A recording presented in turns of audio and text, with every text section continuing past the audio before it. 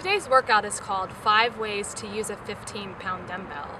And for those of you who may not feel comfortable using a 15-pound dumbbell, or just that term sounds intimidating, just know you can use a 5, a 7, a 8, a 10, a 12, or even a 3. We're going to be using both of our arms holding the dumbbell at all times for most of the exercises. So feel free to lower the dumbbell weight if you need. But what's going to be so great about this particular 5 exercises is that they are all compound exercises, which means that you're not just using one muscle, you're using multiple muscles, which means you're getting a bigger bang for your buck out of the workout. So you're going to burn a lot more calories, you're going to get a lot more benefit from these 5 compound exercises. I'm going to bring Landry in now because Landry's going to demonstrate all of these different exercises for you as I coach her through them. But before you get started, one of the first and most important things I want to caution you to do is to protect yourself from injury, and one of the best ways you can do that is by warming up 3 to 5 minutes prior to beginning your exercises. What that's going to do, it's going to warm your muscles up, it's going to prepare your body for exercise, and then in turn protect your body or your muscles from injury, and that is always the goal. So if you have an outdoor option, of course you can just briskly power walk for 3 to 5 minutes. If not, you can do jumping jacks in your house or wherever you are. You can march in place. As long as you're just moving, getting your heart rate going, that's the goal. So let's get started.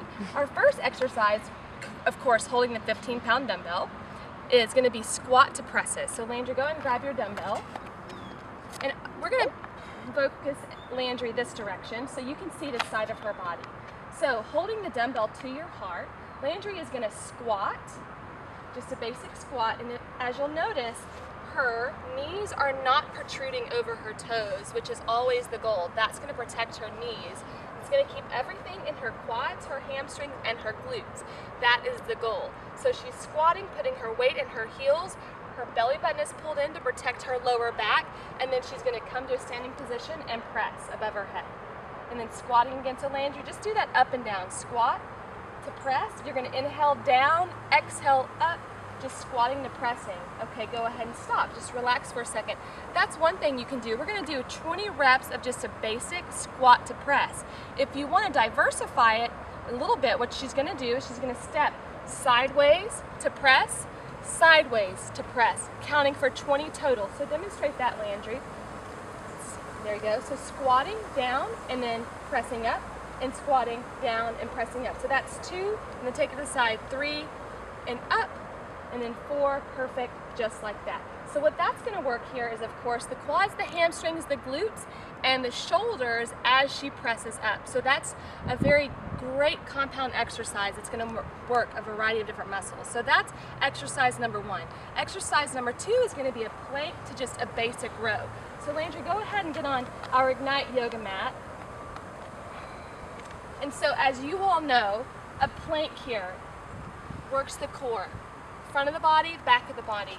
Front and back equally as important. A lot of times we just focus on the front of the body, but we always want to focus on, know that it's important to keep the back part of your core strong too, because that's going to support the front part of your core. So Landry here has got everything squeezed and tight. Her shoulders, elbows, and wrists are in alignment, and you always want to go for that. So she's going to grab with her left hand the dumbbell. Stay in a good plank position with her shoulders squared, hips squared, glutes are squeezed, and she's going to pull the dumbbell right by her side, pulling that shoulder down, and then releasing it. So 10 per side, up and then down, and up and down. And what that's going to do is going to work this region of your back, which is the lat and rhomboid area. So this area is what's going to be working. Good job. You also want to keep those shoulders pressed down and rest. So that's 10 per side.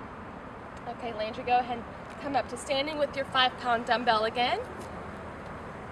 And always when you're lifting the dumbbell, make sure you're not lifting with your back when you pick it up off the ground. You always want to lift with your legs, because that's going to, of course, protect your back, and that's always a goal. The next is going to be just a basic lunge, so a static lunge to a reach to stretch. So Landry here, go ahead and step over the yoga mat with her right leg in front, Now in a lunge position, this is particularly very important because in lunges, things can go wrong all of the time and they hurt your body, especially your knees. So you want to focus on the external rotation of the knee. And for those of us who might have weaker quads and even abductors and adductors, your outer and inner thigh area, that may force or cause your knee to come internally. We want to force and rotate that knee externally so there's a good alignment, knee to hip. That's what we're always going for. So she's going to stay in this good static, stationary lunge position. Hold that 15-pound dumbbell, and she's going to reach the dumbbell as far as she can, not bending at her back, but keeping a nice straight back, reaching as far over her toes as she can.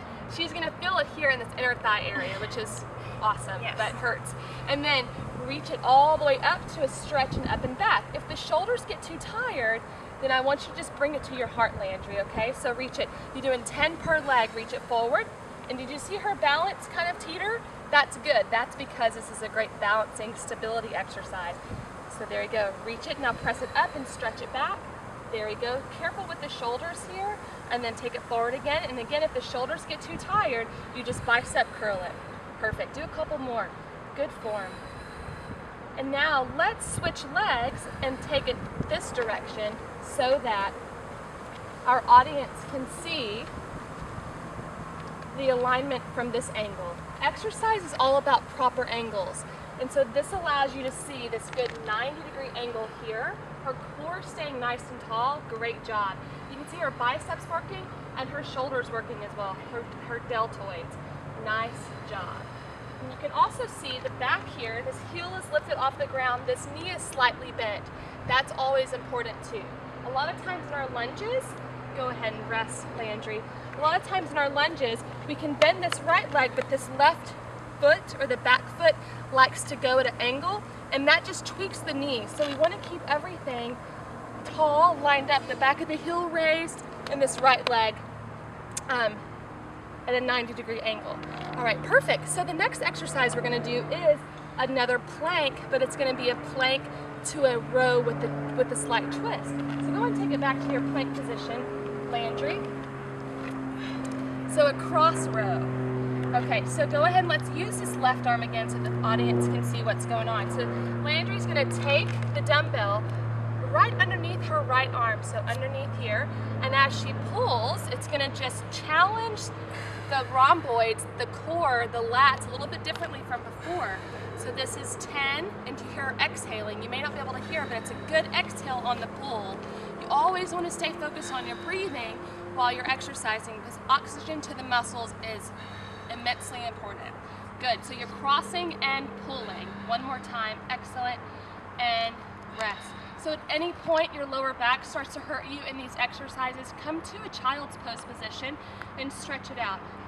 So that's one of the most important things you can do during an exercise or workout is to listen to your body. If your body starts to fatigue and hurt in a way, you have to know the difference between a good hurt and a bad hurt. We always want to endure a little muscular fatigue, but we don't want to injure ourselves. So if her lower back was bothering her, it's always better to just be more cautious than not, come down to a resting position and pick up that exercise when you're finished. Okay, perfect. So the last exercise we're gonna do is a lunge to a twist. So grab that dumbbell again, Landry. Okay, so I really like this one because it's like all the other exercises, working the core, it's working the lower body too, and the biceps. So it's working multiple muscles. So what Landry's gonna do is just lunge with the right leg over the mat here. Arms are going to be holding this dumbbell strong, and so right here what's happening, her biceps are engaged and working. Because she's staying upright, her core is having to work too. So for 10 alternating lunges, Landry's going to externally rotate and twist this way. So what's going to happen here, this knee is going to want to wobble. That's where the getting gets really good here.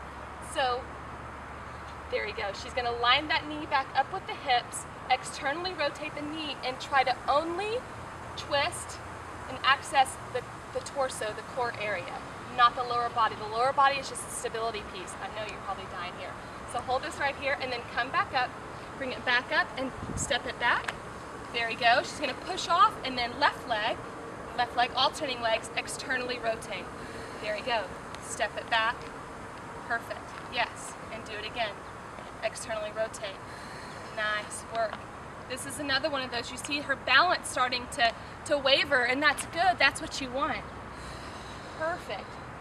And then rest. So you're going to do 10 of those, alternating 5 one direction, 5 the other way, and then to complete the 20, you're going to internally rotate this time.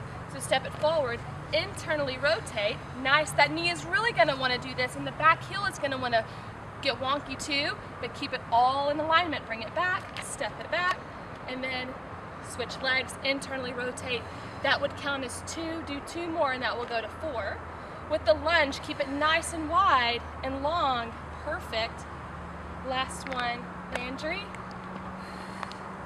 Internally rotating, working the obliques. It's an awesome exercise, and rest. Woo, good job. As I mentioned earlier, for those of you who are not familiar with Ignite, one of the things that we like to bring into our week is the mind and spirit component of health and wellness, health and fitness. We've got the fitness component, but the way we bring in the mind and spirit is by incorporating a weekly message, a way for you to think outside of your box, to just have some introspective opportunity to get better. And so this week's message is about expressing gratitude the old-fashioned way. And I'm going to start with this quote. So the quote is by an unknown source, which is, "Life is an echo. What you send out comes back. What you sow, you reap. What you see in others exists in you. And remember, life is an echo. It always gets back to you, so give goodness." And what the journal is all about, which can be seen on our website and in our blog, is about just this simple task, or the simple act of saying thank you. The bottom line is, we all just want to be appreciated, and I just think about how if we would, to these people we love the most, people we work with, people we are with the most, just say thank you, how that would really transform our relationships. Because again, everyone wants to be appreciated. I know in my own marriage that's the case. When I'm going crazy and having a meltdown and wishing my husband were here, and he just calls or texts me and says thank you for being a good wife, a good mom, and for being patient with my crazy hectic work schedule, all of a sudden all of my defenses come down and I feel appreciated, and therefore I'm nice. And of course I tell him thank you for working so hard to provide for our family. So it's just kind of that gift that keeps giving, and really is a necessary part of all relationships. So I just encourage you to do something as simple this week as say thank you. And I leave you with this point to ponder, which is, who in life do you wish you would hear more thank yous from? And whoever that person is, why don't you start with saying thank you first? Because sometimes we have to be the bigger person and step out of our comfort zone or comfort box and ask them or tell them thank you first in order to get a thank you from them. And then second, the action is this: to realize that what comes around goes around, and tell at least 3 people in your life a genuine thank you this week. Thanks for watching.